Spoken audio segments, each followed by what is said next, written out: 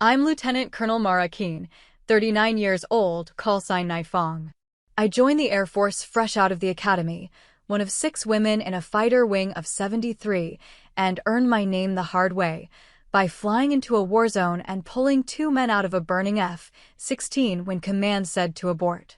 For years, I gave everything to the mission, my time, my loyalty, my sleep, my silence, believing that professionalism would always earn respect. But the day a young captain laughed in a briefing and called me a secretary, I made a choice that changed everything.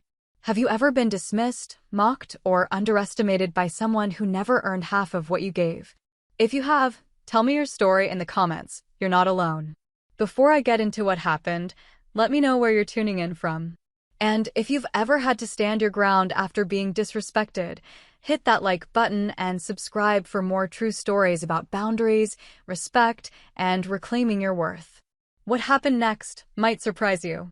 I walked into the briefing room at 1,600 hours, flight blues pressed sharp, silver oak leaves catching the overhead lights.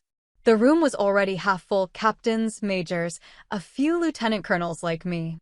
Joint intel briefing meant Army, Navy, Air Force all crammed into one space, competing egos and all. I'd been to hundreds of these. I knew the rhythm, the posturing, the way younger officers sized each other up before the general walked in. I moved toward an empty seat near the front, briefcase in hand, and that's when I heard it. Did someone bring their secretary? The voice came from my left. Captain Spars. Clean-shaven, mid-20s maybe, leaning back in his chair with the kind of ease that told me he'd never been shot at. A few others laughed, not loud, but enough. That low chuckle that says someone just scored a point. I stopped. Didn't turn my head right away. Just stood there, letting the silence stretch long enough that the laughter died on its own. Then I looked at him. Brown hair, regulation cut, name tape that read Mallory. His smirk was still there, but it wavered when I didn't flinch. "Ma'am," he added, like that fixed it. I set my briefcase down, straightened, and met his eyes. "Call sign," I said evenly, "Nightfang." The room went still. Not the kind of quiet that comes from respect. This was recognition. The kind that makes people sit up straighter without realizing it. Mallory's smirk vanished. His jaw tightened. I could see him trying to place it, and then he did. Everyone did. Nightfang wasn't folklore. It was documented. Operation Solstice. Black Ops air strike over hostile territory, 48 hours off-grid, extraction under fire. I'd pulled 2 men out of a burning F-16 while insurgents closed in. The footage was classified, but the story wasn't. A general cleared his throat from the doorway. "Proceed, Colonel Keen." I took my seat. Mallory didn't make eye contact again. That moment didn't feel like victory. It felt like exhaustion. I joined the Air Force at 22, fresh out of the academy, one of 6 women in a fighter wing of 73. They didn't say I didn't belong, not out loud. They just didn't make space. Locker rooms stayed quiet when I walked in. Briefings ran long without breaks. Flight assignments came last. I learned early that proving yourself wasn't a one-time event. It was every day, every mission, every conversation where someone assumed you were support staff instead of the pilot. I earned my wings the same way everyone else did, hours in the cockpit, simulator runs until my hands cramped, written exams that tested not just knowledge but decision-making under pressure. But when I landed my first solo sortie without a hitch, the congratulations were thin. "Good job," they said, the way you'd compliment a kid who finally tied their shoes right. So I stopped waiting for congratulations. I flew better. Studied harder. Took the assignments no one wanted: night missions, high-risk zones, the kind of ops where one mistake meant you didn't come home. I didn't do it for recognition. I did it because if I was going to be in this uniform, I was going to be undeniable. Operation Solstice changed that. It was supposed to be a standard strike: get in, neutralize the target, get out. But intel was bad. We flew into a hornet's nest. Ground fire lit up the sky. My wingman took a hit, went down hard in hostile territory. I had fuel for maybe 20 minutes. Command said abort. I didn't. I found the wreckage, landed in a clearing that was barely long enough, and pulled 2 men out while rounds pinged off the fuselage. One of them couldn't walk. The other was unconscious. I dragged them both into my cockpit, flew out on fumes, and made it back to base with less than 2 minutes of fuel left. The next day, they gave me a commendation. The day after that, they gave me a call sign. Nightfang. It stuck because it was true. I'd flown into the dark and come back with teeth. For a while, that was enough. Respect wasn't given freely, but it was given. I climbed to captain, then major, then lieutenant colonel. I took on roles that mattered, mentoring junior officers, shaping strategy, making sure the mission stayed clean even when politics got messy. I believed in the system. I believed that if you did the work spoke for itself. But systems have short memories. The new generation started arriving about 3 years ago. Younger, sharper in some ways, softer in others. They grew up with drones and satellite intel, not dogfights and ejection seats. They knew how to run data models and optimize mission parameters, but they'd never felt the stick shake in their hands when an engine flamed out at 30,000 feet. They were good at their jobs. I'm not saying they weren't. But they didn't know what it cost to earn a call sign. Captain Reed Mallory was one of them. Late 20s, fast-tracked through officer training, top marks in tactical systems. He had the kind of resume that looked perfect on paper, clean, efficient, no rough edges. He'd done a few deployments, but nothing that left scars. Nothing that made him wake up at 0300 because his brain couldn't tell the difference between a car backfire and incoming fire. He was smart. I'll give him that. But smart doesn't mean wise. The first time I noticed him, he was holding court in the ready room, surrounded by a cluster of younger officers. He was explaining why the old guard didn't understand modern warfare, how air superiority was about algorithms now, not instinct. He said it with a grin, the kind that invited agreement. A few of them laughed. One of them glanced at me, then looked away fast. I didn't react. I'd heard worse. In Kandahar, a colonel once told me women pilots were a liability because we couldn't handle G-forces as well. I flew circles around him in a training exercise the next week. This was just noise. But the noise got louder. In meetings, Mallory started making small comments. Maybe we should ask someone with field experience, he'd say, then turn to an officer who'd been deployed for 6 months. Never mind that I'd logged more combat hours than half the room combined. Or he'd interrupt mid-briefing with a question that implied I hadn't considered basic variables I'd already addressed in the report he clearly hadn't read. The disrespect was subtle. That's what made it dangerous. It wasn't loud enough to call out, but it was persistent enough to shift the room's temperature. Other officers started echoing it. Ma'am turned into Miss. Salutes got lazy. One captain asked if I needed help carrying my gear, not because it was heavy, but because he assumed I couldn't manage. An old friend, Major Rios, pulled me aside after one particularly tense briefing. Rios had been my wingman during Solstice. He'd been one of the men I pulled out of that wreck. We didn't talk about it much, but the bond was there. They think you're a figurehead, he said quietly. The kind they trot out for diversity photos. I stared at him. I've been flying missions since before some of them could drive. I know. But they don't. And Mallory's making sure they don't ask. I wanted to argue. I wanted to say it didn't matter, that result spoke louder than reputation. But I'd seen this before. Respect isn't static. It erodes. And once it starts, it's hard to stop. I decided to let it go. I had work to do, missions to plan, officers to train. I didn't have time to manage egos. But deep down, I knew something had shifted. The uniform I wore still carried weight, but only with people who remembered why. The disrespect continued in small, corrosive ways. During a planning session for a joint training exercise, Mallory suggested we bring in someone with recent combat experience to review the air support protocols. I'd written half of those protocols. When I pointed that out, he nodded, smiled, and said, right, but I meant someone who's been in theater recently. I had been. 6 months ago. Afghanistan. Classified op. He would have known that if he'd read the clearance logs. No one corrected him. Another time, in the operations center, a young lieutenant asked Mallory a question about evasive maneuvers under SAM fire. Mallory launched into an explanation, textbook accurate, no real-world weight behind it. I was standing 10 feet away. The lieutenant never looked at me. It wasn't malicious. It was worse. It was automatic. I'd become invisible. I started noticing it everywhere.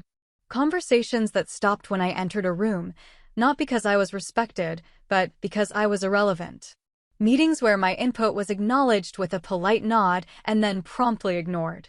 A briefing where a captain, barely 2 years out of training, corrected my assessment of enemy air defense systems. He was wrong. I knew he was wrong because I'd flown against those systems.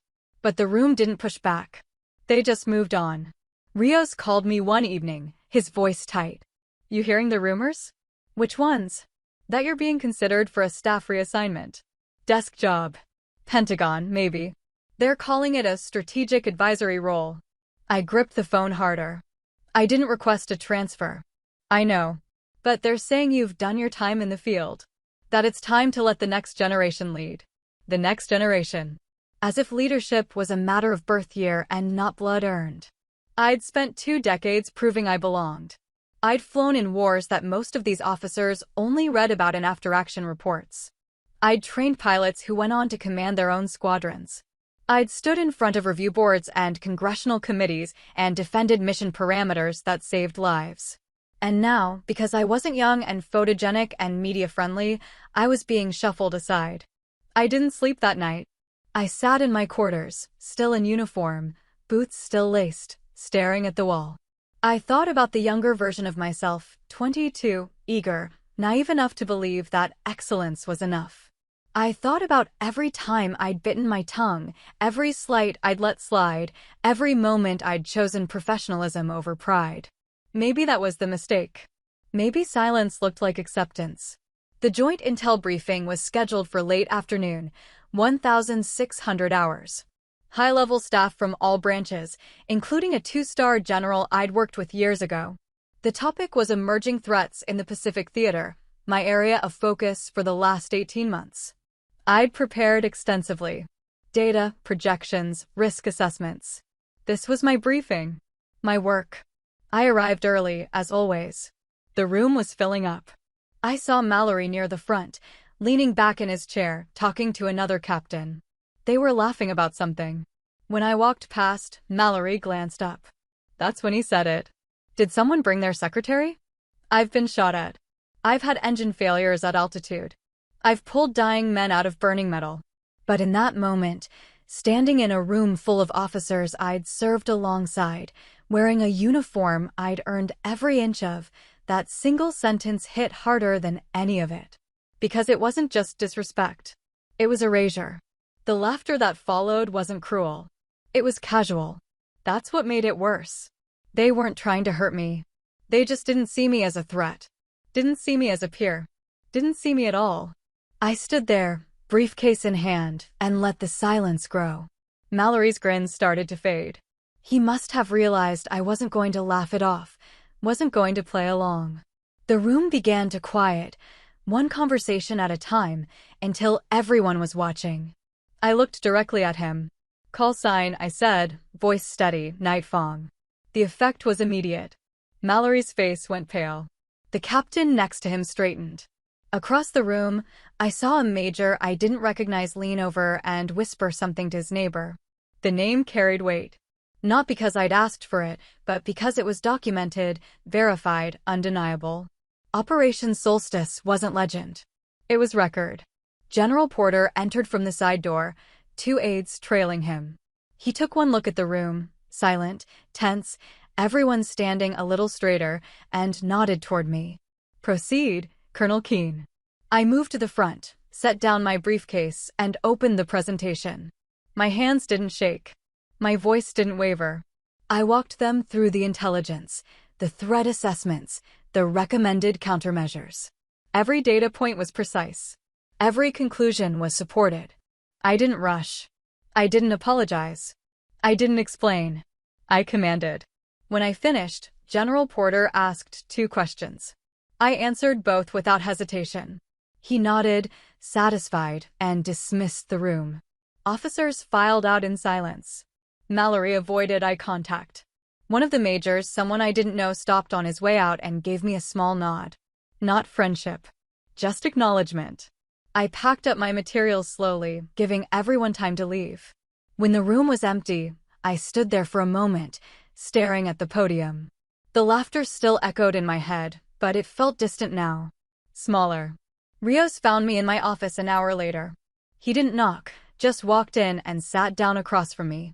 "Word's spreading," he said. "Nightfang's back." I looked up from my desk.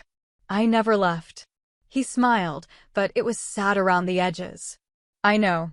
But they forgot." I leaned back in my chair, exhaling. "I shouldn't have to remind them." "No," he agreed. "You shouldn't. But you did. And they'll remember now." I wasn't sure if that was true. Memory was unreliable. Respect was even more so. But something had shifted. Not in the room, in me. For years, I'd told myself that proving my worth was about earning their validation. But sitting there, watching Rios's steady gaze, I realized I'd been wrong. Proving myself was never about them. It was about reminding myself that I didn't need their permission to exist. Rios stood to leave, paused at the door. "You know he's going to try to make this right, don't you?" "Mallory?" "Yeah. He's young, but he's not stupid. He'll realize what he stepped in." I shrugged. "Doesn't matter." "It does," Rios said quietly. "Because if he learns, it means the system can too." I didn't respond.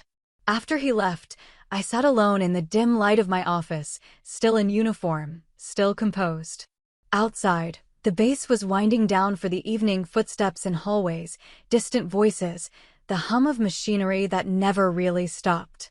For the first time in months, I felt something close to clarity. The laughter had stung. The disrespect had worn me down. But the moment I'd said my call sign out loud, I'd reclaimed something I'd been letting slip away. Not their respect. Mine. I called for a closed-door meeting the next morning. Not with Mallory, not yet. With General Porter. His office was on the third floor of the command building, a space that smelled like old coffee and printer toner. He looked up when I walked in, gestured to the chair across from his desk.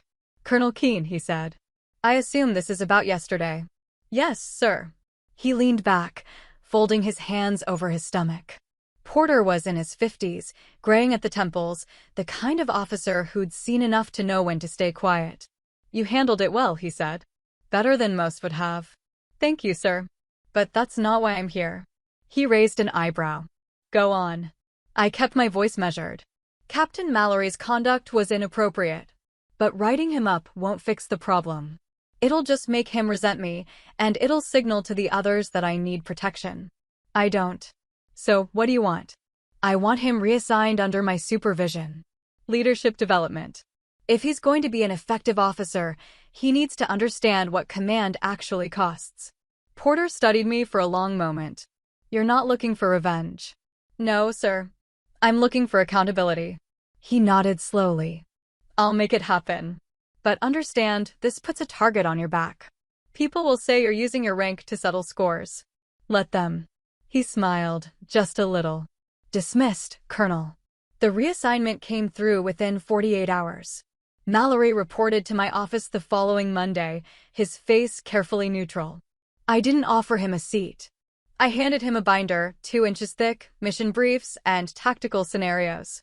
"You'll be running night simulations for the next 6 weeks," I said. "Every scenario is based on real operations. Some of them are mine. You'll brief me on your decisions every morning at 0600. If you're late, we start over." He opened his mouth, then closed it. "Yes, ma'am. This isn't punishment, Captain. It's education. You're a smart officer. But smart doesn't mean experienced. You're going to learn the difference." He left without another word. The first week was rough. Mallory showed up on time, but his briefs were sloppy, overconfident assessments, gaps in contingency planning, the kind of mistakes that got people killed in the field. I didn't yell. I didn't humiliate him. I just asked questions. What's your backup if communications go dark? How do you extract your team if the LZ is compromised? What happens if your intel is wrong? Every question exposed a flaw. Every flaw was a lesson. By the second week, he started preparing better. His briefs got tighter. He stopped trying to impress me and started trying to solve problems. I pushed him harder, longer simulations, more variables, scenarios where there was no clean answer. I made him experience what it felt like to make decisions under pressure, when every choice had consequences and none of them were good. One night, around 2,100 hours, I found him still in the simulation lab, headset on, running through a night strike for the third time. I stood in the doorway, watching. He didn't notice me. He was too focused, too deep in the scenario. When he finally pulled the headset off, he looked exhausted. "You're going to burn out if you keep this pace," I said. He jumped, turned. "Ma'am, I didn't hear you come in." "That's the point." I stepped inside, glanced at the screen. "You failed that scenario twice already. What makes you think the third time will be different?" He hesitated. "I keep losing the wingman in the final pass. I'm trying to figure out how to adjust the approach angle." "You can't." He frowned. "Ma'am, that scenario is based on Operation Solstice. There is no approach angle that saves everyone. The question isn't how to win. It's how to minimize loss." He stared at me. "You lost someone?" "No, but I almost did. And I've carried that weight every day since." He sat back, rubbing his face. "I don't know how you do it. You learn. Or you quit." He looked up, something raw in his expression. "I was an ass in that briefing." "Yes. I didn't know who you were." I crossed my arms. "You shouldn't have needed to." He nodded slowly. "You're right. I didn't accept the apology." "Not yet." Words were easy. I needed to see if the lesson stuck. Over the next few weeks, something shifted. Mallory stopped performing and started learning. He asked better questions. He admitted when he didn't know something.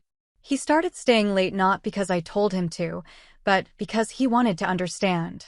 I watched him struggle with the weight of command, the knowledge that every decision you make affects lives, that leadership isn't about being right, it's about being responsible. One afternoon, he asked if he could watch the footage from Solstice. I hesitated. That footage was classified, but portions had been declassified for training purposes. I pulled it up on the secure server, let him watch in silence. The cockpit view, the ground fire, the moment I landed in that clearing and pulled 2 men out while the world burned around us. When it ended, he sat there, staring at the blank screen. "You didn't hesitate," he said quietly. "I didn't have time to." He turned to me. "How do you live with that? Knowing that if you'd made one wrong move, you don't live with it by pretending it didn't happen. You live with it by making sure it means something." He nodded, and I saw something in his face I hadn't seen before. Not fear. Not arrogance. Respect. Not for my rank. For what it cost to earn it. A month into his reassignment, we ran a live-fire training exercise, full simulation, real-time decision-making, multiple units coordinating under combat conditions. Mallory was running air support coordination. Halfway through, communications went dark. A systems failure, unplanned. The kind of thing that happens in real ops and turns missions into disasters. I watched from the command center, waiting to see how he'd handle it. For 30 seconds, nothing.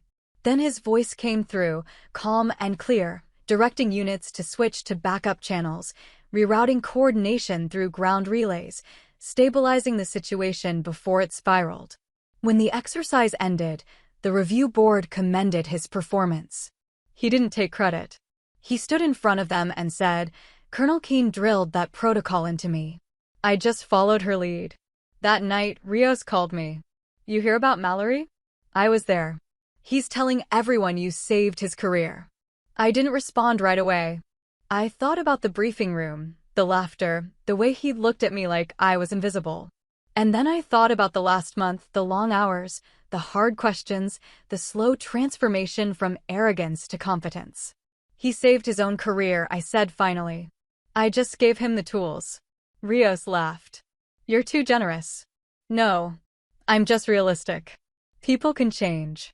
But only if they want to." I didn't know if Mallory's change would last. I didn't know if the others would follow his lead. But I knew this. I'd stopped waiting for validation. I'd stopped letting their disrespect define my worth. And somewhere in the process of holding him accountable, I'd reminded myself why I wore this uniform in the first place. Not for them. For the mission. And the mission didn't care about ego. It only cared about results. 3 months after Mallory's reassignment, we attended a combined operations summit. Army, Navy, Air Force, Marines, all gathered to review joint tactical protocols. These summits were usually tedious, full of bureaucratic posturing and inter-service rivalry. I went because I had to, not because I wanted to. Mallory was there too. He'd been performing well, earning his place back among the other captains. I'd written a positive evaluation for his file, not because I'd forgiven him, but because he'd earned it. Growth deserved acknowledgement, even if the relationship remained professional and distant. We sat at a long conference table, nameplates in front of us, coffee going cold in paper cups. A Marine colonel, graying, barrel-chested, the kind of officer who thought volume equaled authority, was holding court about air-ground coordination. He made a dismissive comment about desk pilots who'd never seen real combat, his eyes flicking briefly in my direction. I didn't react. I'd heard it before. Different uniform, same ignorance. But Mallory did. "Excuse me, sir," he said, his voice cutting through the room. "You're talking about Colonel Keene." Nightfang. Operation Solstice. The Marine colonel frowned. "I wasn't referring to anyone specifically." "Yes, you were." Mallory's tone was respectful but firm. "And you should know that Colonel Keene has more combat hours than most of this room combined. She's pulled men out of enemy fire, flown Black Ops missions that are still classified, and trained half the officers in this building. You don't joke about her." The table went quiet. I felt every eye turn toward me, then back to Mallory. The Marine colonel's jaw tightened, but he didn't respond. He just nodded curtly and moved on to the next topic. I didn't look at Mallory. I kept my eyes on my notes, my expression neutral. But inside, something shifted. Not gratitude, exactly. More like recognition. He hadn't defended me because he felt guilty. He defended me because he understood, finally, what respect actually meant. After the meeting, I found him in the hallway. He was checking his phone, leaning against the wall. When he saw me, he straightened. "Colonel." "Captain." He waited, uncertain. "You didn't have to do that," I said. "Yes, I did." I studied him for a moment. "Why?" He hesitated, choosing his words carefully. "Because 3 months ago, I didn't understand what command cost. I thought it was about rank and authority. But you showed me it's about responsibility. And part of that responsibility is making sure they stopped dismissing us out of hand. In staff meetings, my assessments were debated, not discarded.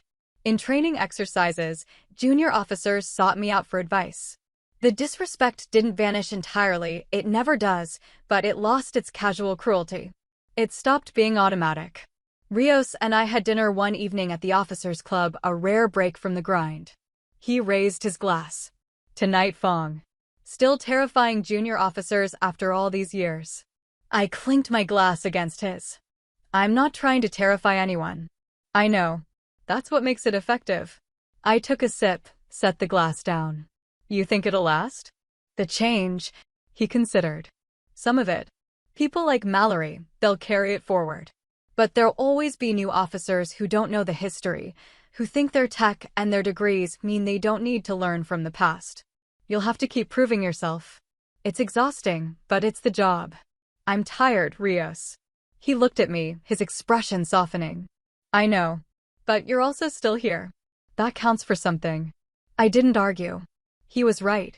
I was still here, still flying missions when I could, still training the next wave, still carrying the weight of a call sign I'd earned in blood and fire. I was tired, but I wasn't done. Not yet. A few weeks later, I received an email from the Academy, a request for me to guest speak at a leadership seminar for senior cadets. They wanted someone to talk about command under pressure, decision-making in combat, the kind of lessons you couldn't get from textbooks. I almost declined. I didn't enjoy public speaking, didn't like being put on display.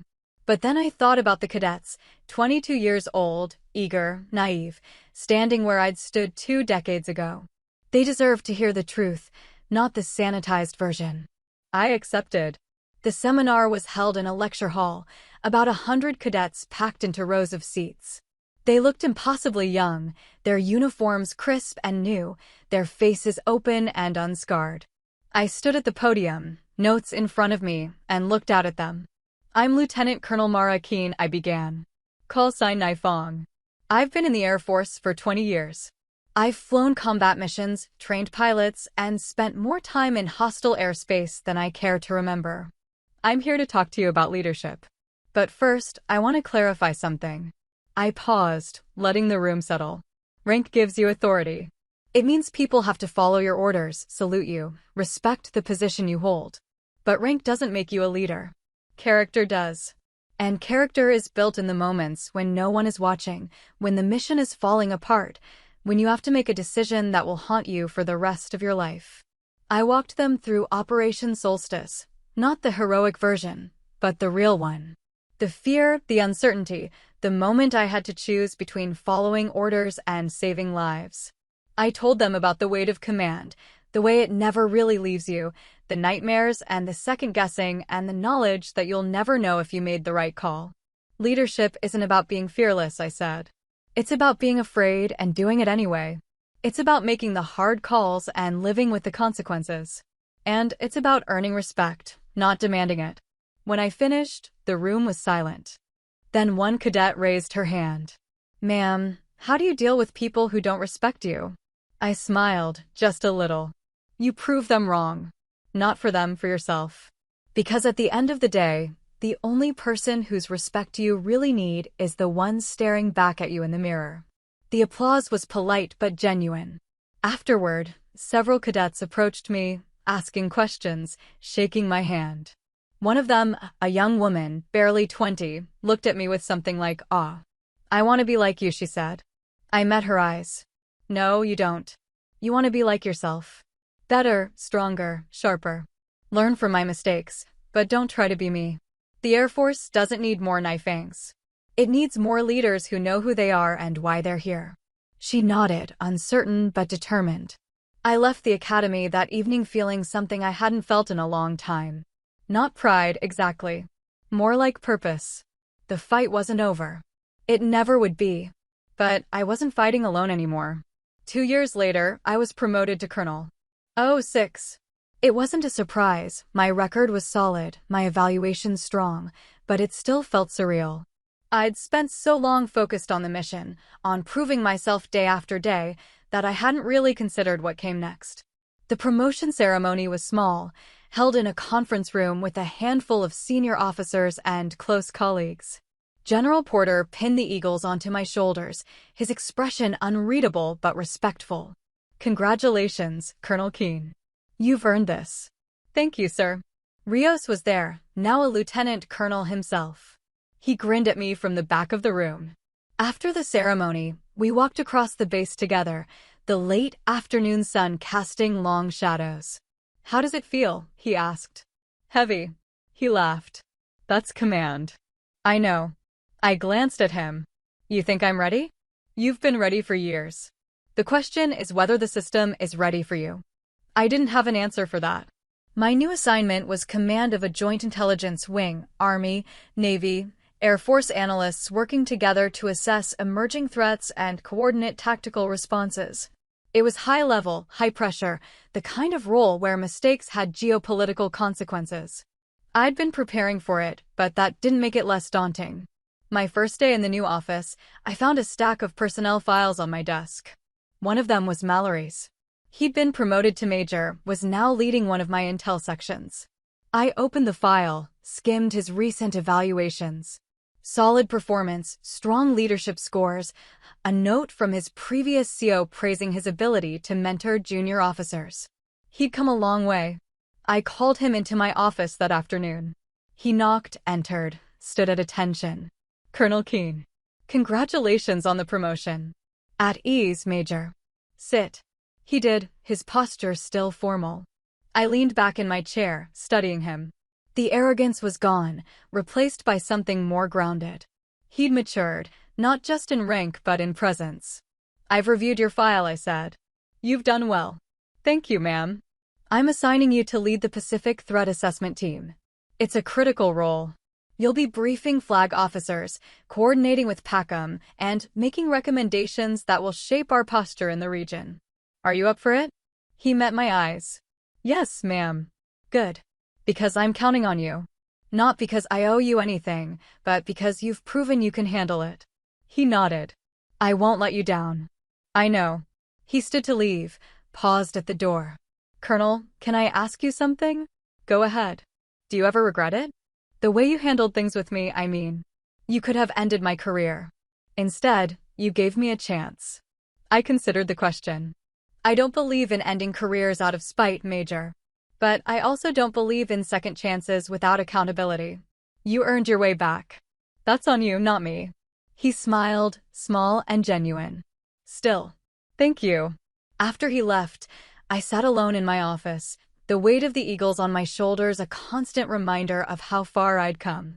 I thought about the briefing room, the laughter, the moment I'd said my call sign out loud and reclaimed something I'd been letting slip away. I thought about the long nights in the simulation lab, watching Mallory struggle with the weight of command. I thought about the cadets at the academy, their faces open and eager, believing that the uniform would protect them from doubt. It wouldn't. But maybe that was the point. Leadership wasn't about certainty. It was about carrying uncertainty with grace.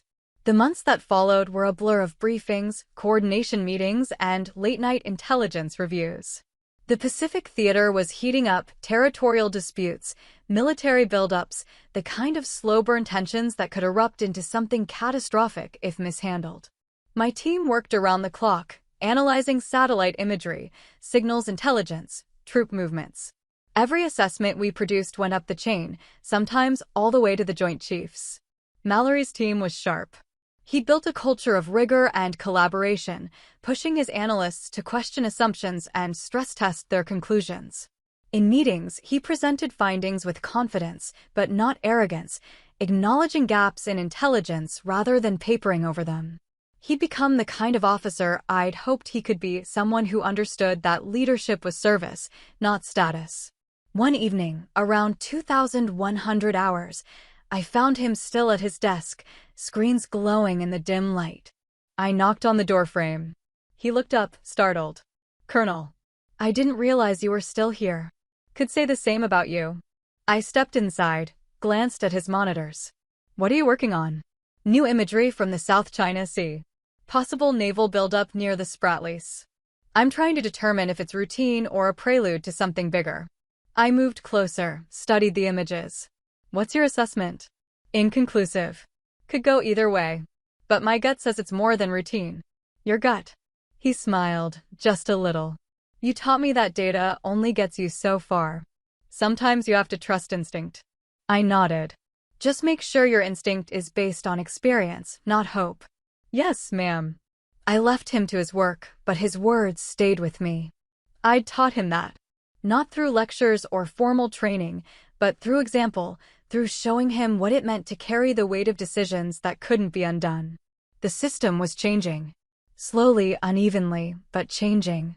Officers like Mallory were learning to value experience alongside innovation, to recognize that the old guard wasn't obsolete. We were the foundation on which the next generation built. And officers like me were learning to let go, to trust that the lessons we'd fought so hard to impart would take root and grow. But not everyone was ready for that change.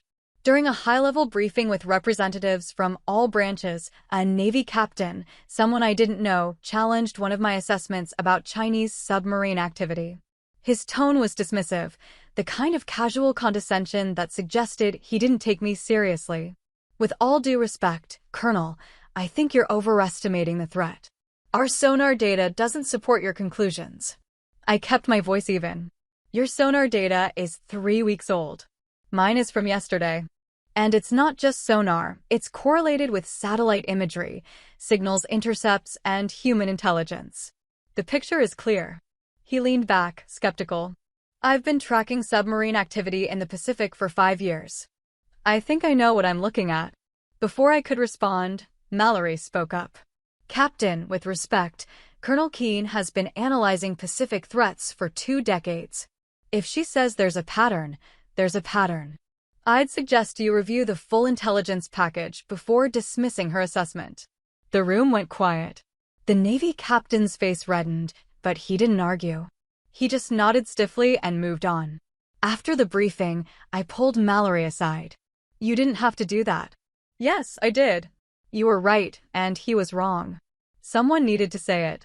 I looked at him, this officer who'd once mocked me, who'd learned through sweat and humility what respect actually meant. You've become a good leader, Major. I'm trying to be. You set a hell of a standard. I didn't respond. What was there to say? He'd learned the lesson. Now it was up to him to teach it to others. The weeks turned into months. The Pacific situation stabilized, then flared again, then stabilized once more. My team worked seamlessly, producing intelligence that shaped strategy, that kept conflicts from escalating, that saved lives in ways no one would ever know about. That was the nature of intelligence work. Success was invisible, failure was catastrophic. But I knew. And my team knew. And that was enough. One afternoon, I received a letter from the Air Force Academy. Another request to speak, this time at a symposium on women in military leadership. I almost declined again. I'd never been comfortable being reduced to a symbol, a token, a story about overcoming adversity. But then I read the rest of the letter. The symposium wasn't about celebrating diversity. It was about examining institutional barriers, about honest conversations on how to build a military that valued competence over demographics, that recognized talent regardless of gender or background. That I could support. I accepted. The symposium was larger than the last event. Several hundred attendees, mostly officers, but also civilian defense analysts and policymakers. I was one of several speakers, all of us women who'd reached senior ranks despite systemic obstacles. We sat on a panel, fielding questions about our careers, our challenges, our perspectives on change. One question stood out. A young lieutenant, fresh-faced and earnest, asked, "How do you maintain your identity in a system that wasn't designed for you?" The other panelists gave thoughtful answers about resilience, about finding mentors, about building support networks. When it was my turn, I paused, considering. You don't maintain your identity, I said finally. You forge it. Every day, in every decision, in every moment when someone tells you that you don't belong. You prove them wrong, not by becoming what they expect, but by becoming undeniable. And eventually, the system adapts. Not because it wants to, but because it has to. The room was silent. Then the lieutenant nodded, her expression resolute. After the panel, several officers approached me. Some wanted advice. Some wanted to share their own stories. One, a major I didn't recognize, pulled me aside. I was in that briefing, she said quietly. The one where the captain called you a secretary. I stiffened. I didn't realize anyone else remembered. We all remember. Some of us were ashamed that we didn't speak up. But watching how you handled it, watching how you turned that moment into accountability instead of revenge, that taught us more than any training ever could. I didn't know what to say. I'd spent so long focused on my own struggle, my own fight for respect, that I hadn't considered how visible it was. How many others were watching, learning, drawing strength from my refusal to disappear. Thank you, I said finally. For telling me. She nodded and walked away. That night, I sat in my quarters, still in uniform, thinking about the weight of visibility. I'd never wanted to be a symbol. I just wanted to do my job, to serve with honor, to earn my place through competence and courage. But somewhere along the way, my presence had become more than personal. It had become proof that women could command, could lead, could carry the weight of war without breaking. I thought about the young lieutenant, the major who'd spoken up, the cadets I'd addressed at the academy.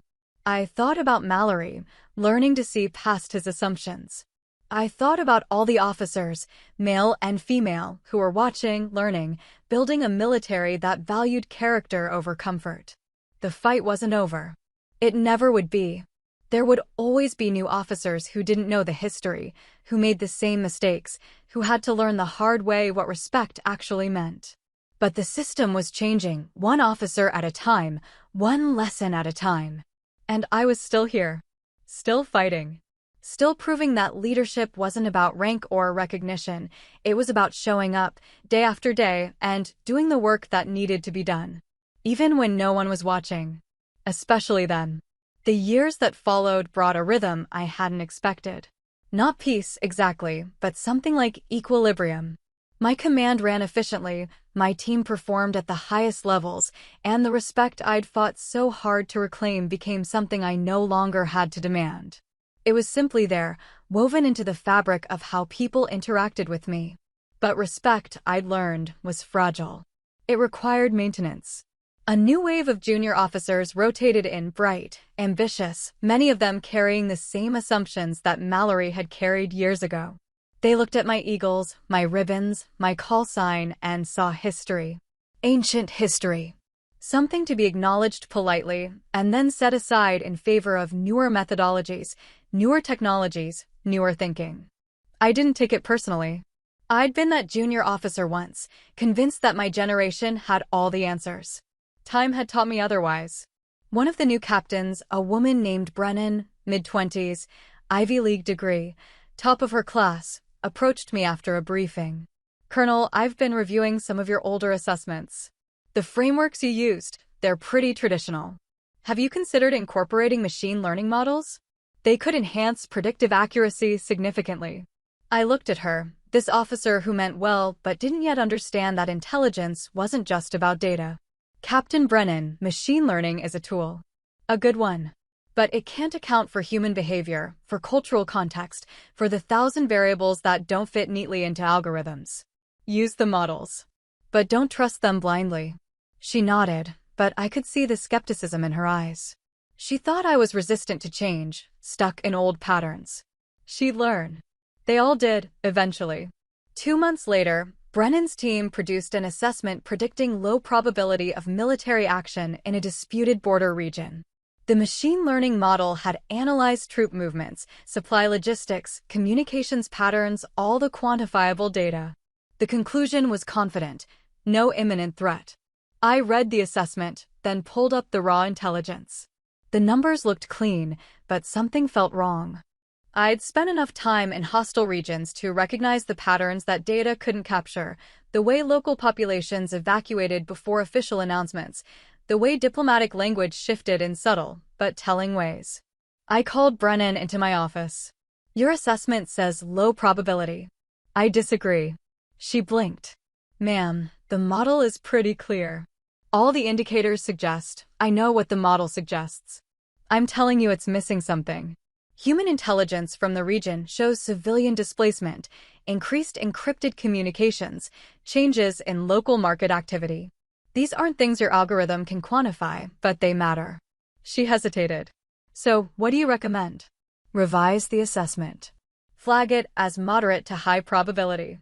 And make sure the task force is on alert." She looked uncertain, but she nodded. "Yes, ma'am." 3 days later, the border region erupted. A coordinated military operation, swift and precise, exactly the kind of action Brennan's model had said was unlikely. Her revised assessment, pushed up the chain because of my insistence, meant our forces were prepared. No casualties, no surprise, no chaos. Brennan came to my office afterward, her expression subdued. "You were right. I was experienced. There's a difference." She sat down without asking, something she wouldn't have done before. "How did you know? What did you see that the model didn't?"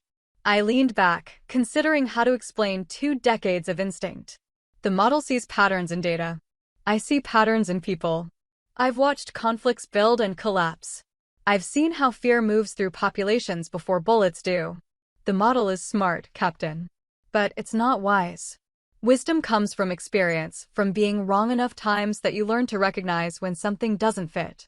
She absorbed that, nodding slowly. "I thought you were just resistant to new methods." "I'm not resistant to new methods. I'm resistant to overconfidence. Use your tools. Trust your data. But always, always question your conclusions. Because the cost of being wrong isn't academic. It's lives." She left different than she'd arrived. Not humbled, exactly, but aware. Aware that expertise wasn't just about intelligence, it was about time. About mistakes, about the weight of decisions that stayed with you long after the mission ended. Word spread, as it always did. The story of Brennan's near miss, of the colonel who'd trusted her gut over the algorithm and been right.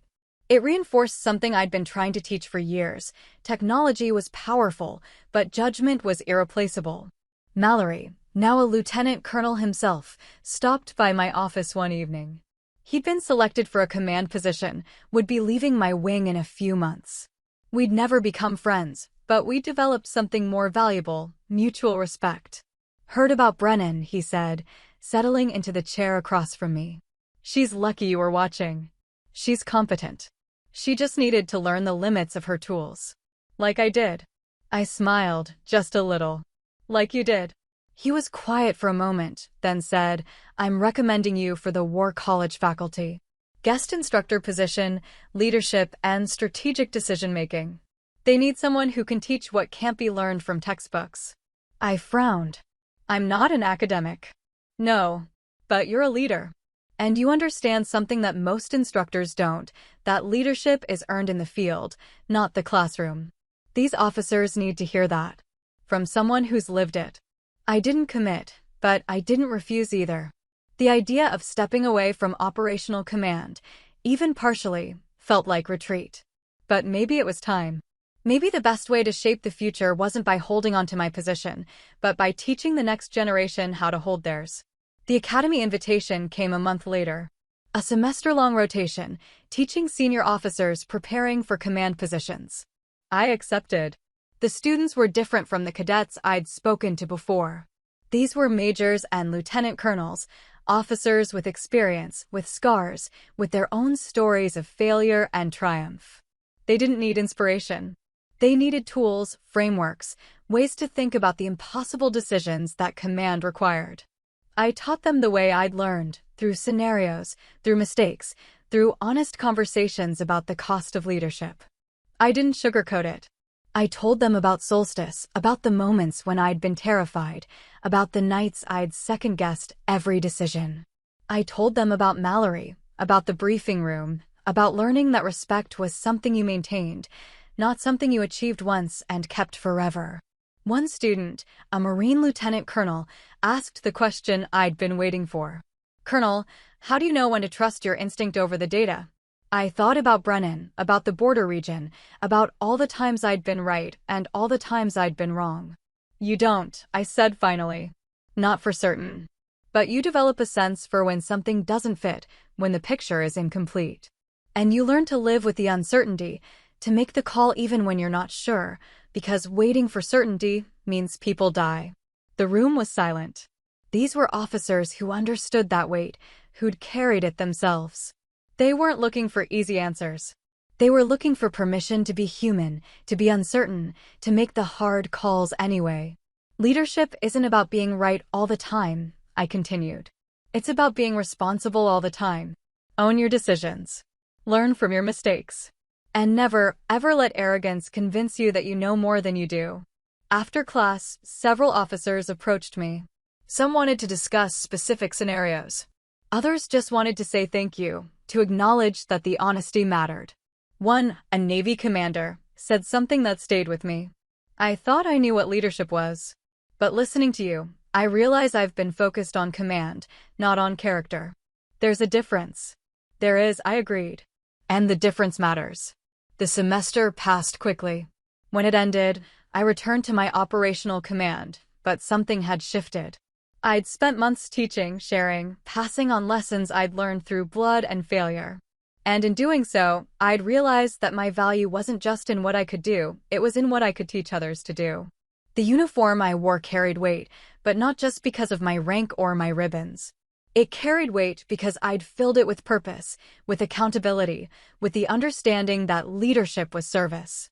And service meant giving the next generation the tools to succeed, even if it meant stepping aside so they could lead. I wasn't ready to retire. Not yet. But I was ready to acknowledge that my role was changing.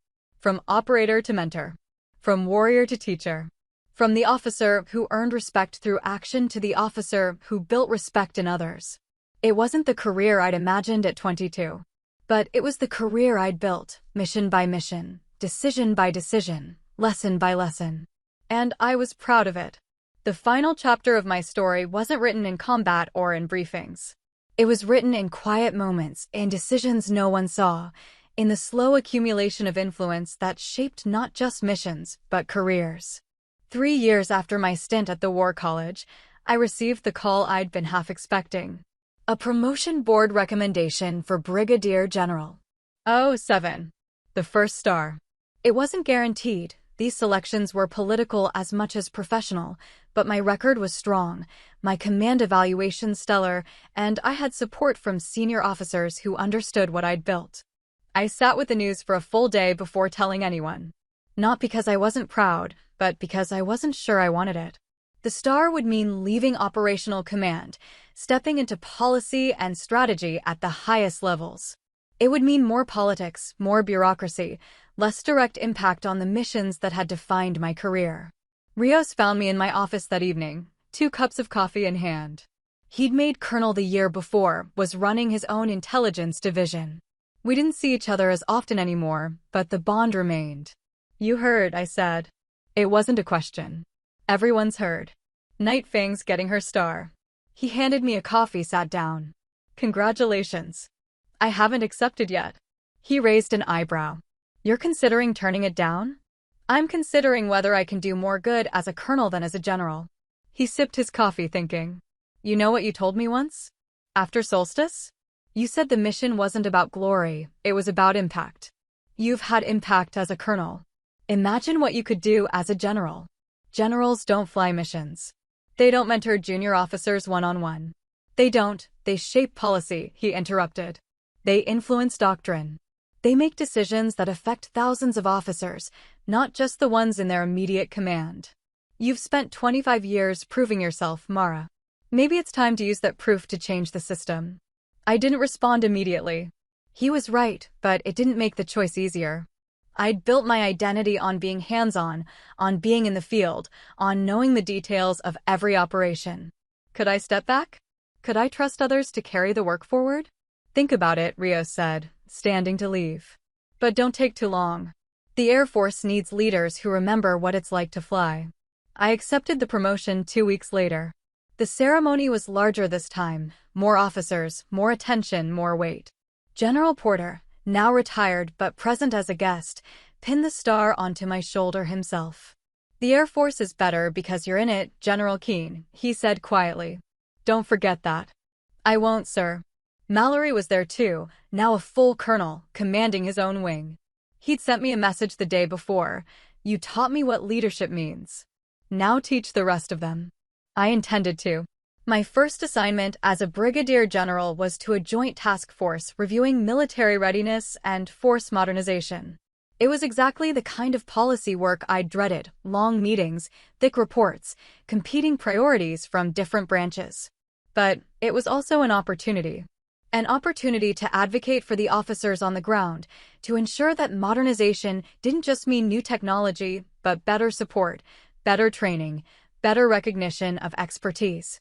I pushed for reforms that valued experience alongside innovation. I fought for mentorship programs that paired senior officers with junior ones, ensuring knowledge transfer didn't die with retirements. I advocated for promotion boards that looked beyond metrics to consider character, judgment, the intangibles that separated good officers from great ones. Not every fight was successful. Bureaucracy moved slowly, and entrenched interests resisted change. But I made progress. Incremental, frustrating, but real. One day, I received an email from Captain Brennan, now a major. She was teaching at the academy, running a course on intelligence analysis. She'd reached out to thank me, to tell me that the lessons I'd taught her about balancing data with judgment had become the foundation of her curriculum. I tell my students about you, she wrote. About Nightfang, about the colonel who trusted her instinct and saved lives. They need to know that leadership isn't just about being smart, it's about being wise. I read the email twice, then filed it away. Not because it wasn't important, but because it was. Because it was proof that the work mattered, that the lessons were spreading, that the system was changing one officer at a time. Years passed. I made Major General, 08, took on larger commands, shaped policy at levels I'd never imagined. But the work that mattered most wasn't the promotions or the influence. It was the officers I mentored, the policies I shaped, the culture I helped build. I attended Mallory's promotion ceremony when he made Brigadier General. He'd become everything I'd hoped, a leader who valued competence, who mentored his officers, who understood that respect was earned through service. When he gave his acceptance speech, he mentioned me by name. "I wouldn't be here without Colonel, General Keene," he said, correcting himself with a small smile. "She taught me that rank gives you authority, but character gives you command. That lesson has shaped everything I've done since." The room applauded. I didn't. I just nodded, acknowledging what we both knew, that growth was hard, that learning was painful, that the best leaders were the ones who'd been broken and rebuilt themselves stronger. 10 years after that briefing room, after the laughter and the shame and the moment I reclaimed my name, I stood in front of another room. This one was filled with senior officers, policymakers, civilian leaders. I was giving the keynote address at a defense symposium on leadership in the 21st century. I'd written and rewritten my remarks a dozen times, trying to find the right balance between inspiration and honesty. In the end, I discarded the script and spoke from memory. Leadership, I began, is not about being the smartest person in the room. It's not about having the most advanced technology or the most prestigious education. Leadership is about character. It's about making hard decisions and living with them. It's about earning respect, not demanding it. And it's about building a culture where the next generation can succeed. I told them about Solstice, about Mallory, about Brennan. I told them about the officers who doubted me and the officers who'd learned from me. I told them that the military I joined 28 years ago wasn't the military we had now, and that was a good thing. Progress was painful, but it was necessary. "Rank gives you authority," I said, echoing the words I'd spoken so many times before. "But character gives you command. And character is built in the moments when no one is watching, when the stakes are highest, when you have to choose between what's easy and what's right." The room was silent when I finished. Then someone started clapping. Then another. Then the entire room rose to their feet. I didn't smile. I never had. But I felt something close to satisfaction, the kind that comes from knowing you've done the work, that you've left the system better than you found it. After the symposium, I walked across the base alone, the evening sun casting long shadows. I thought about the lieutenant who'd walked into that briefing room so many years ago, who'd been mocked and dismissed, who'd spoken her call sign and reclaimed her power. She felt like a different person now. Older, wiser, worn by the years but not broken. She'd fought for respect and earned it. She'd meant to remember, rank gives you authority. Character gives you command. She nodded, uncertain but determined. "Yes, ma'am." I watched her go, this young officer who didn't know my history, didn't know my call sign, didn't know the battles I'd fought. She didn't need to. She just needed to fly well, to serve with honor, to build her own legacy. That evening, I sat in my quarters, still in uniform, looking at the photograph on my wall. It had been placed there years ago after I'd made Colonel. A grainy image from Operation Solstice, my F-16 on a makeshift runway, smoke in the background, 2 men being loaded onto a medevac chopper. Below it, a small plaque, Nightfang, Solstice survivor. I didn't need the photograph to remember. The memory was etched into my bones, into every decision I'd made since. But it served a purpose. It reminded me why I wore the uniform, why I'd fought so hard to earn respect, why I'd spent decades building a culture that valued character over comfort. The laughter from that briefing room still echoed sometimes, late at night when sleep wouldn't come. But it didn't sting anymore. It had become something else, a reminder that respect was fragile, that it required vigilance, that every generation had to learn the same lessons the hard way. But they were learning. Officers like Mallory, like Brennan, like Cortez, they were building something better. Not perfect, but better.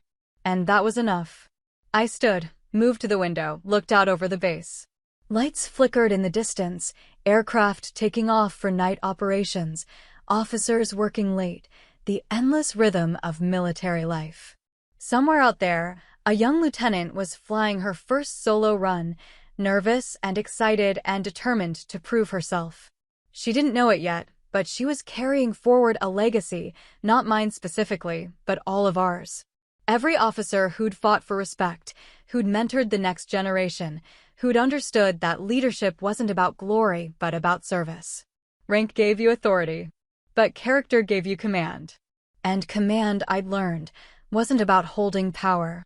It was about giving it away to the officers you trained, to the culture you built, to the system you left behind.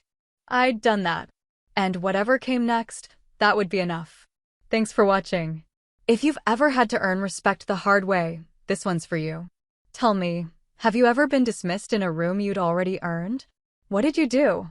Would you have filed a formal reprimand or coached them like I did? Why? For my military folks, what's your branch and rank, and what's the moment that defined your call sign?